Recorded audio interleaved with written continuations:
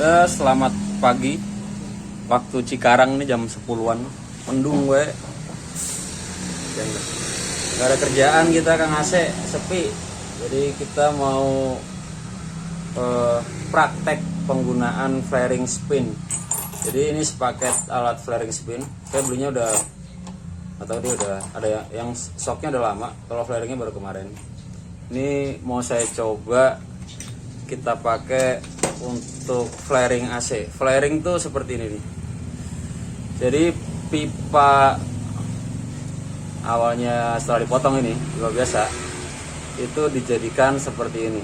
Jadi jeber apa begar bahasa Jawa nih, gitu ya. Kalau setelah dipasang nepel, ini nepel nut atau nepel, jadi seperti ini ya. Otomatis dia terkunci di sini. Dia menggencet lah istilahnya itu. Ini ada cutter pipa. Cutter pipa ini yang gede ini saya baru beli kemarin. Ini buat motong pipa. Yang ini yang kecilnya. Jadi yang gede ini selain bisa umumnya dipakai tukang AC, ini juga bisa kita pakai untuk motong paralon. Ya. Nanti saya contohin. Coba aja cariin paralon setengah ini.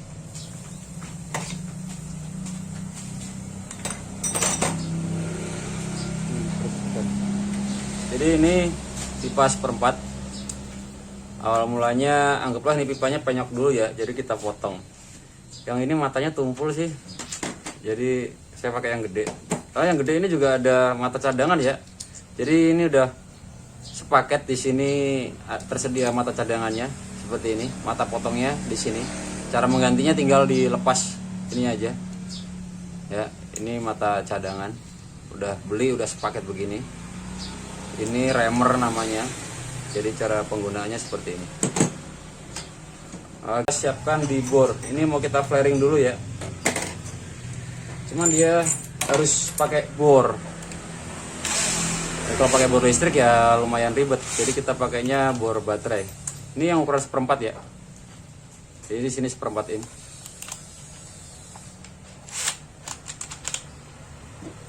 Jadi seperti ini. Ini cukup kita pegang aja. Cuman yang udah agak panas sih pipanya dipegang.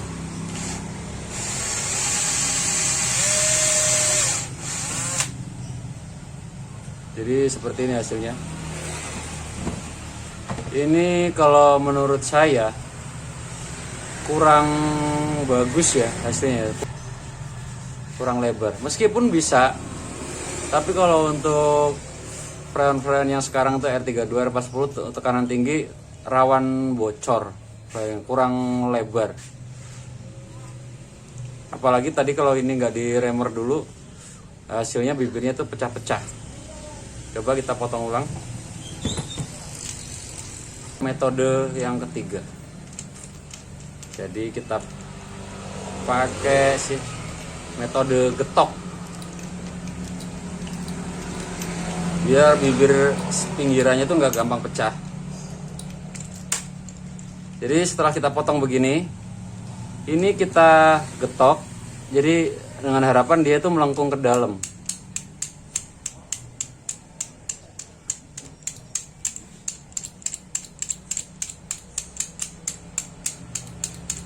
Ini udah kita getok begini.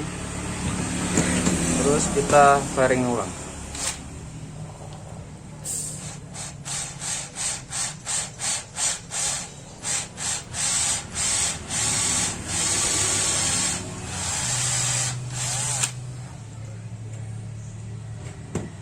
Hasilnya lumayan lebih rapi untuk bibirnya.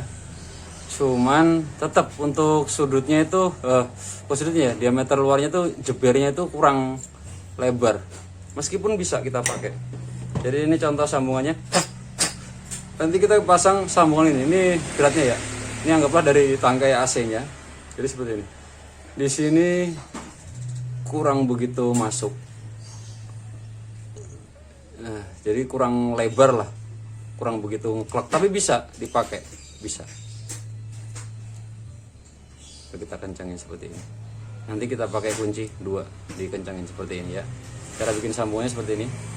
Jadi seperti ini penampakan barangnya. Ini kita buka ya.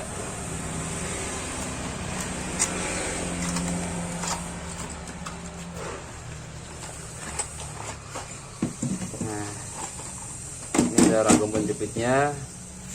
Di sini untuk penekannya. Jadi ini modelnya universal. Artinya universal itu seperti ini. Coba ambilin fairing yang merah ini. Kalau zaman dulu itu nggak seperti ini fairingnya.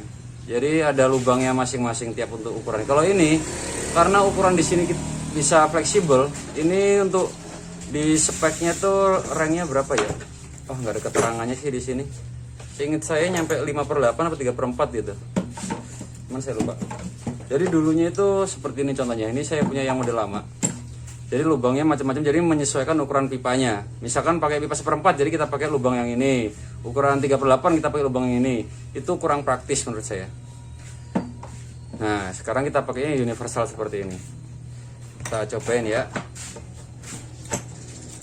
Ini kita pakai pipa yang ukuran 3/8 seperti ini. Jadi ini kita masukkan ke dalamnya. Nih.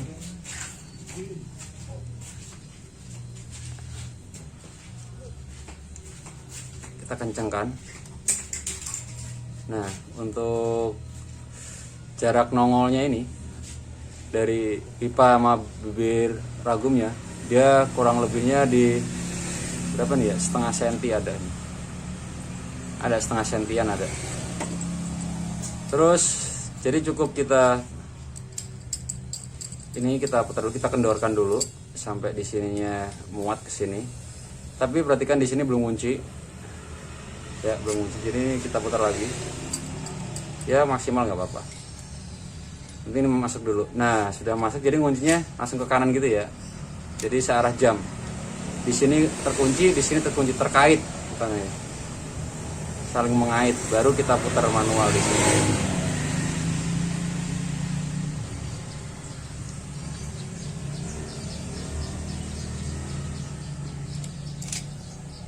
Kurang kencang. Ini masih licin, masih baru banget soalnya. Masih berminyak. Kita pakai yang sebaliknya aja. Di sini dulu ya. Wah, ini licin dia. Kalau saya sih lebih senangnya di sini diketok sedikit-sedikit biar nggak gampang pecah kalau di flaring. Jadi enaknya juga untuk penguncinya di sini tuh segi apa ya, segi banyak lah. Biasanya kan di sini polos gitu doang ya. Kalau yang model ini tuh seginya segi banyak, jadi nggak rawan pecah untuk flaring gitu. Bibir pipanya nggak gampang pecah, retak-retak maksudnya. Jadi begini ya.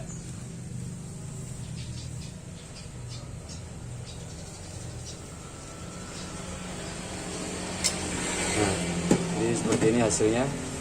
Ini jauh lebih besar dibanding kalau kita pakai yang flaring spin. Hasilnya lebih lebar lah hasilnya. Yang ini kita potong dulu biar pipanya bisa masuk. Oke deh, kita bikin perbandingan deh hasilnya yang pakai flaring universal ini dengan flaring spin. Licin, banyak minyaknya. Jadi seperti ini penampakan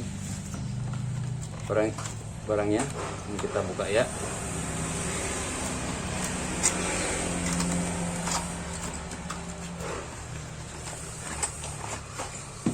Nah, ini ada ragam penjepitnya. Di sini untuk penekannya. Jadi ini modelnya universal. Artinya universal itu seperti ini. Coba ambilin fairing yang merah ini. Kalau zaman dulu itu nggak seperti ini fairingnya. Jadi ada lubangnya masing-masing tiap untuk ukuran. Kalau ini karena ukuran di sini bisa fleksibel, ini untuk di speknya tuh ranknya berapa ya? Oh, nggak ada keterangannya sih di sini. Seingat saya nyampe 5/8 atau 3/4 gitu. Cuman saya lupa. Jadi dulunya itu seperti ini contohnya. Ini saya punya yang model lama. Jadi lubangnya macam-macam, jadi menyesuaikan ukuran pipanya. Misalkan pakai pipa 1/4, jadi kita pakai lubang yang ini. Ukuran 3/8 kita pakai lubang yang ini. Itu kurang praktis menurut saya.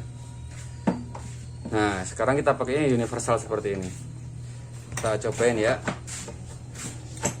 Pertama ini kita pakai pipa yang ukuran 38 seperti ini. Jadi ini kita masukkan ke dalamnya. Nih.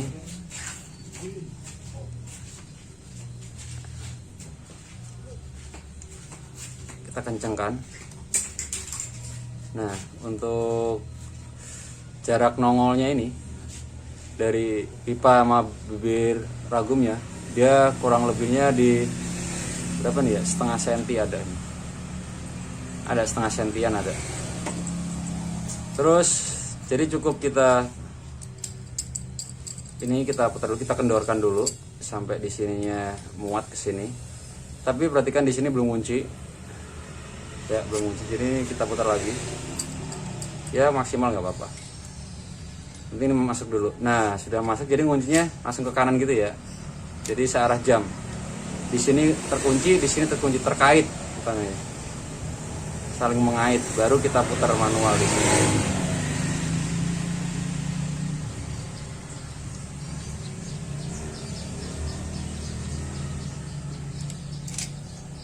Kurang kencang. Ini masih licin, masih baru banget soalnya. Masih berminyak. Kita pakainya sebaliknya aja. Di sini dulu ya. Wah, ini licin dia.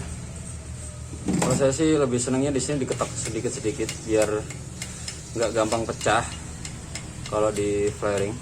Jadi enaknya juga untuk penguncinya di sini tuh segi apa ya, segi banyak lah. Biasanya kan di sini polos gitu doang ya. Kalau yang model ini tuh seginya segi banyak, jadi nggak rawan pecah untuk flaring gitu. Bibir pipanya nggak gampang pecah, retak-retak maksudnya. Jadi begini ya.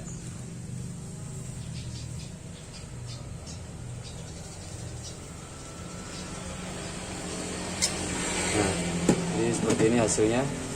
Ini jauh lebih besar dibanding kalau kita pakai yang flaring spin. Hasilnya lebih lebar lah hasilnya. Ini kita potong dulu biar pipanya bisa masuk. Oke deh, kita bikin perbandingan deh hasilnya yang pakai flaring universal ini dengan flaring spin. Ah, licin, banyak minyaknya.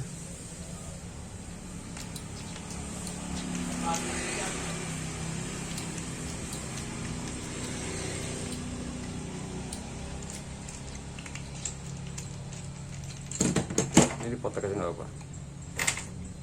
Seperti ini. Kita bandingkan dengan, coba ini tadi shocknya ya, apa untuk sambungan beratnya. Jadi seperti ini. Ini kita masukkan ke sini. Nah, ini nyaris sempurna hasilnya. Bibir diameter sini, ini lihat ini. Saya nggak ada mikrometer lagi nih ya. Udah. Ini kira kalau di kamera mungkin kurang begitu jelas ya. Cuma kalau di sini mau kelihatan, langsung mau kelihatan jelas. Jadi di sini sangat presisi hasilnya.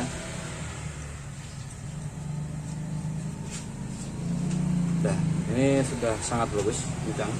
Kita bandingkan dengan kalau kita pakai yang spin. Coba ini pipanya saya potong jadi 2 dulu.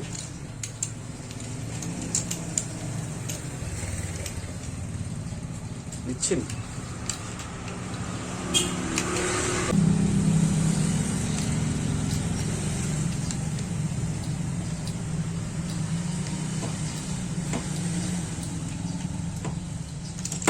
Ada sini.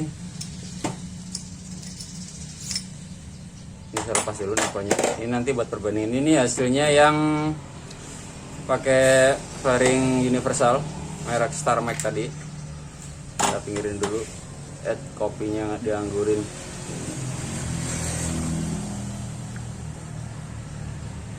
Kita coba pakai yang flaring spin. Ukurannya 3/8. Jadi ini ukurannya 3/8.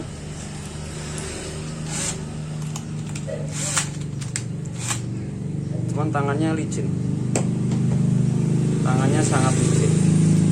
Jadi saya pegang dulu deh pakai ini deh. Ini buat pegangan aja ya.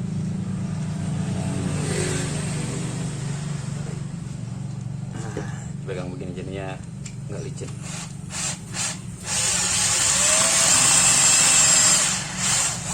Nggak keluar jinnya, asapnya. Jadi seperti ini. Kalau ini pakainya saya pipanya pakai yang tebal pada ini ya. Tebal 0,6 mili ini. Ini hasilnya sebenarnya cukup sih sebenarnya itu untuk sambungan tuh. Meskipun menurut saya pribadi itu kurang lebar hasilnya. Terus bibirnya di sini terdapat retakan-retakan kecil. Paling enggak nanti kita kikir. Jadi ngikir, kalau nggak perlu kikir kita pakai kunci Inggris bisa. Jadi hasilnya kan seperti ini. Tadi mana ya yang permen? Jadi ini hasilnya. Untuk lebarnya di sini ya. Ini jauh lebih lebar. Ini yang manual tadi. Ini pakai spin. Sama-sama bisa dipakai. Cuman hasilnya bagusan yang pakai fairing universal ini, manual. Nah seperti ini bisa kita. Kalau ini kita langsung kita pasang, kita kencangkan, itu malah beresiko pecahnya makin lebar. Jadi dikikir dahulu. Jadi kalau saya sih lebih senang pakai kunci Inggris. Tapi kan nggak semua kunci Inggris di sininya permukaannya kasar. Jadi kesimpulannya lebih untuk praktisnya.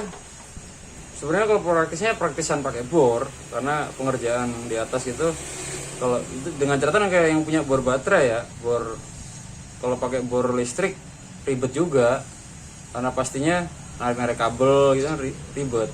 Mau kalau yang punya bor listrik, bor baterai mendingan, saya sih juga bagus lah, enak lah pakai ini, lebih praktis. Tapi untuk hasil akhirnya saya tetap lebih senang yang fairing universal seperti ini ya. Jauh hasilnya. Kelemahannya yang model ini tidak dilengkapi dengan alat shock. Terus untuk cutter pipa, jadi cutter pipa ini, di sini ada keterangannya nih. Di sini ukurannya 1/8 inch sampai 1/8 inch.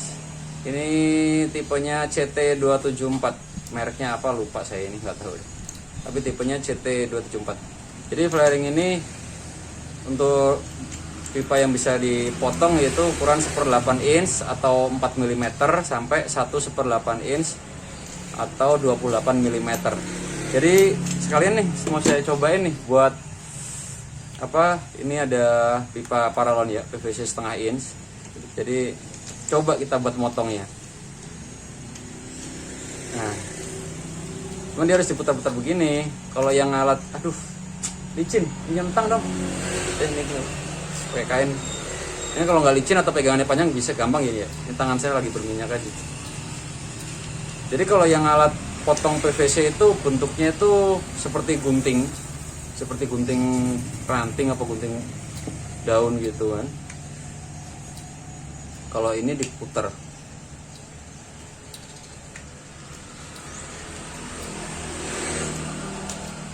Jadi begini hasilnya ya. Hasil potongannya sangat rapi sekali. Jadi untuk praktisnya, untuk motong PVC, praktisnya itu tetap praktis pakai gunting PVC, karena ya cukup kayak kita gunting kertas aja, krek udah langsung potong. Tapi kalau untuk tukang AC, daripada bawa alat kebanyakan, kita sarankan pakai flaring yang besar ukurannya. Kalau yang kecil nggak muat deh. Ini coba saya selain dua model ini juga kan banyak juga flaring tool model-model lain tuh banyak. Seperti ini juga ada. Jadi ini flaring tool yang model lama. Jadi kemasannya ada boxnya begini, boxnya merah.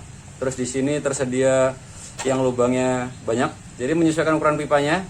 Cuman enaknya alat ini multi. Jadi bisa selain untuk flaring bisa untuk swagging. Jadi ini kepalanya bisa kita pasang yang ukuran kecilnya hilang sih. Jadi di sini bisa kita gonta-ganti. Kita gonta-ganti untuk swagging. Jadi kalau swagging itu bentuknya begini nih. Kapak, kalau ini kan runcing ya. shocking. Cuman ini udah kurang praktis menurut saya, kurang praktis. Terus model-model lainnya juga masih banyak, cuman saya kebetulan hanya punya 3 model ini aja. Untuk model-model lain barangkali ada request, nanti coba kita review juga. Oke, demikian video kali ini, semoga bermanfaat. Terima kasih.